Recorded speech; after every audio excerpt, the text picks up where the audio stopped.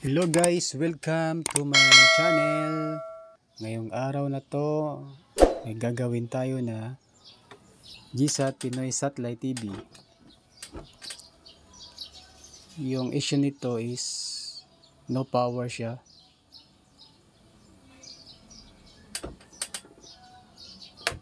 Sasak natin guys.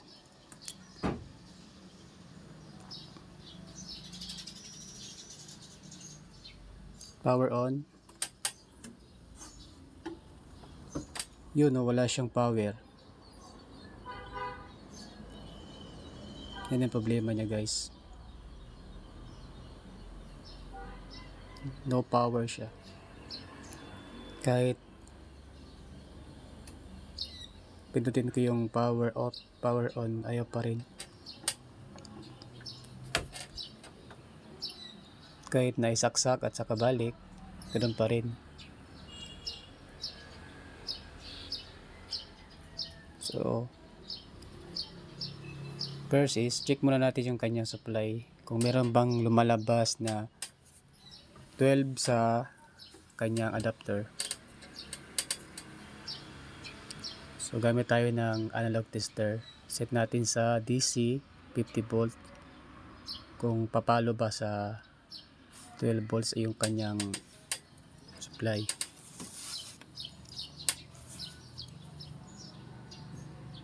Yun yung sa positive yan siya, yung ground.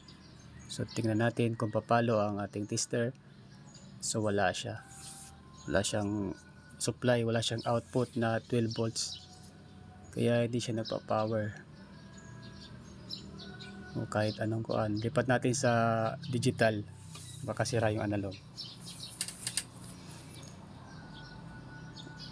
Wala pa rin. So yan, gumamit ako na ng dyan, digital tester. Kung meron ba talaga, baka sira yung analog natin. So subukan natin sa digital. Kung may out siya na 12.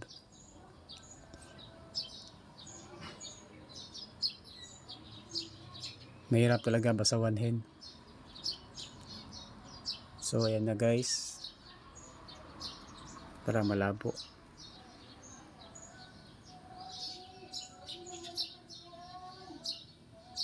0-0 talaga guys, wala talagang supply, wala talagang out.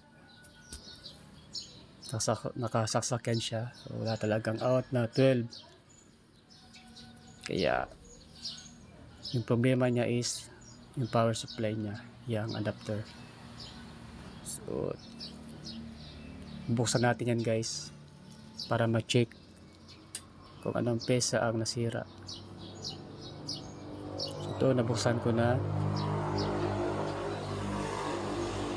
So wala naman siyang sunog na mga parts.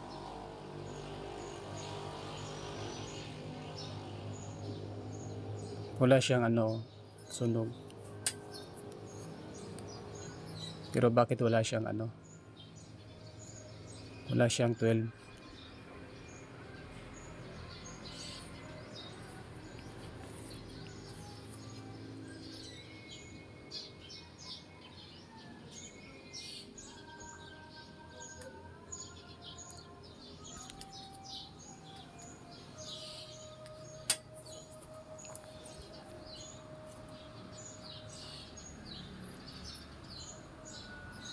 So first is check natin yung kanyang continuity sa kung hindi ba putol yung positive at saka ground ng kanyang saksakan o yung kanyang socket sa adapter. Baka putulis yung kanyang connection, kaya hindi nakakarating ang 12 volts sa kanyang adapter. Kaya check muna natin. So positive yan nasa gitna.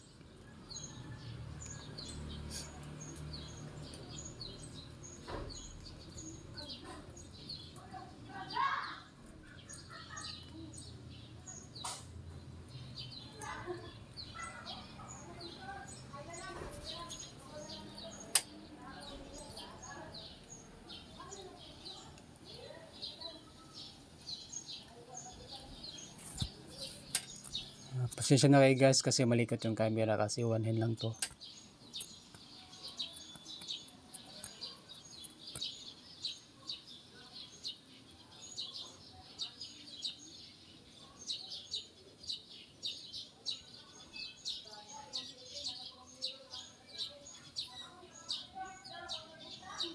So okay yung positive line niya.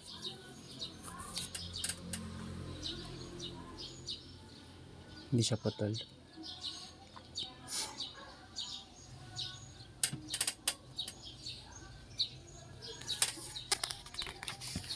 So okay siya guys yung kanyang positive. So next is yung kanyang ground. Click ko rin natin yung ground, baka may putol din. Baka may putol kaya may problema sa kanyang supply. So okay din yung kanyang ground guys. So wala ang problema sa wire. Okay naman lahat.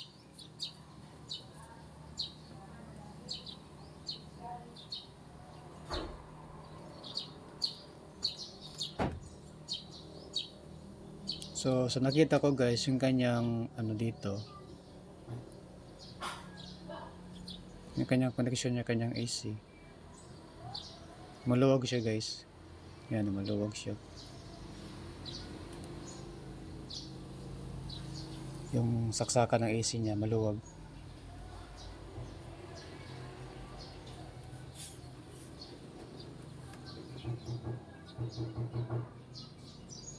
Yan na, maluwag siya. Kaya ang ginawa ko dyan is yan, ipitin ko ng plies para pagpasok ng kanyang saksakan dyan, maigpit siya, hindi siya maluwag. Siguro ito rin dahilan kaya lost contact siya, wala siyang hindi nakakapasok yung kuryente, kaya maluwag kasi yung kanyang yung kanyang saksakan. So yan guys, gumamit na ako ng flash dyan para ipitin ko para sumikip yung butas niya.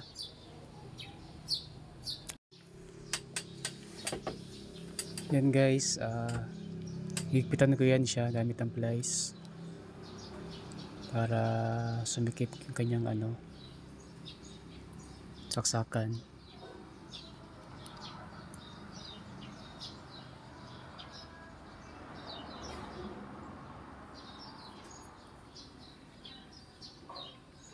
Mahirap talaga pag wala kang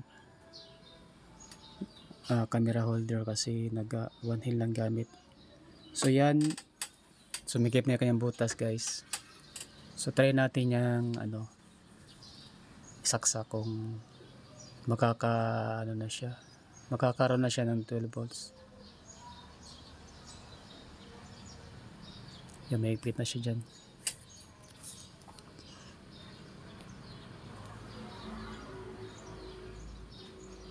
Subukan natin isaksak. So gamit tayo ng valve trick para in case na may short siya, hindi siya masisira yung pisa niya. So yan, saksak natin sa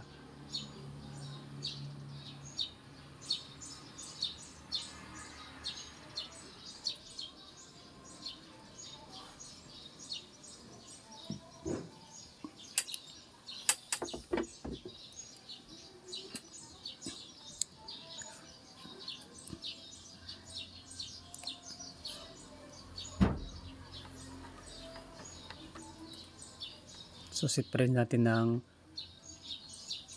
yung tester natin sa DC 50 volts yung niya range, para yan, subukan natin kung mayroon na siyang 12. Positive yan siya guys, yung sa gitna.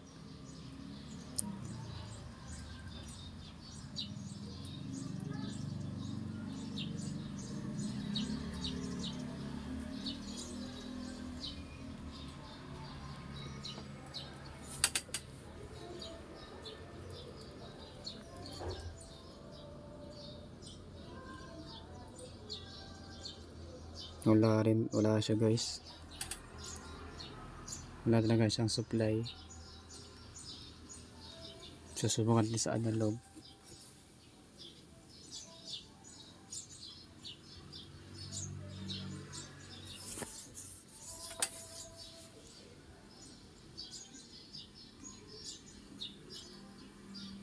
So wala talaga, zero talaga siya.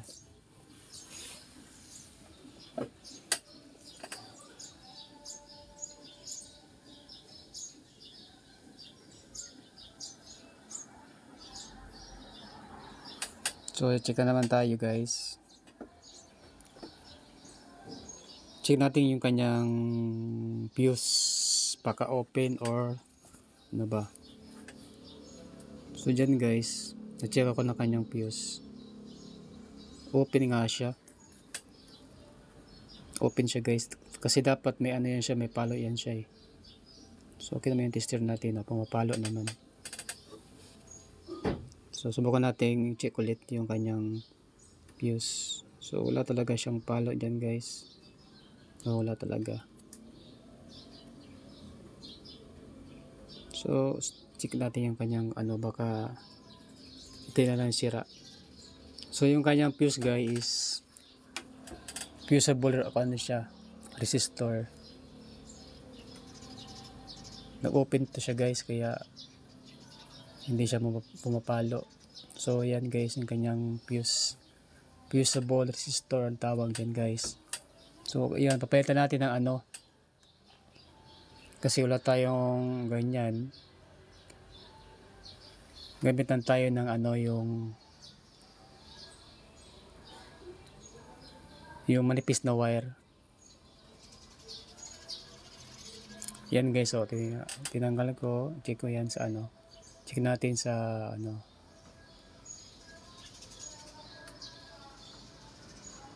So wala talaga siya guys. Open talaga siya.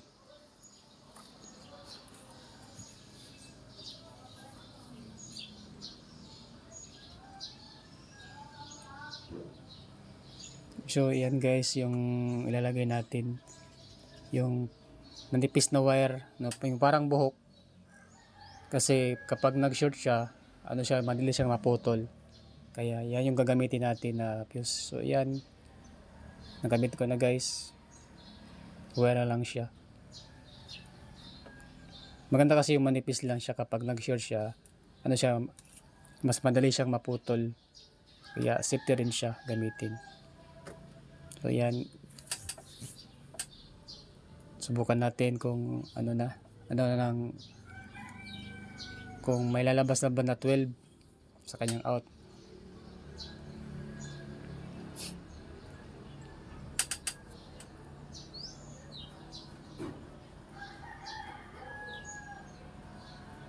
So safety first muna, baka nakasaksak.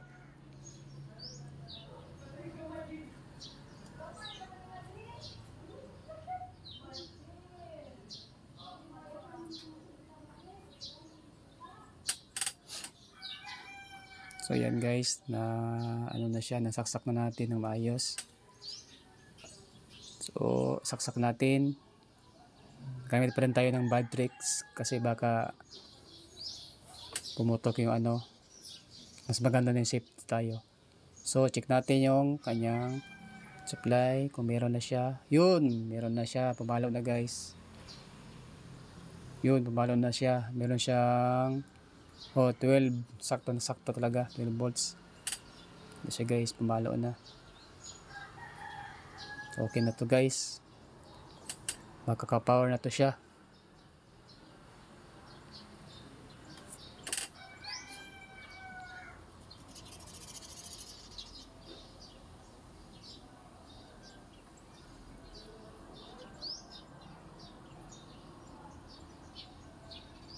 So sa digital, check rin natin sa digital.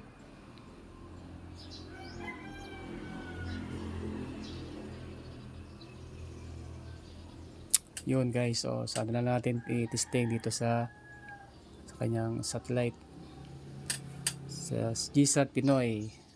Saksak natin, power on. Yun, okay na guys, may power na siya.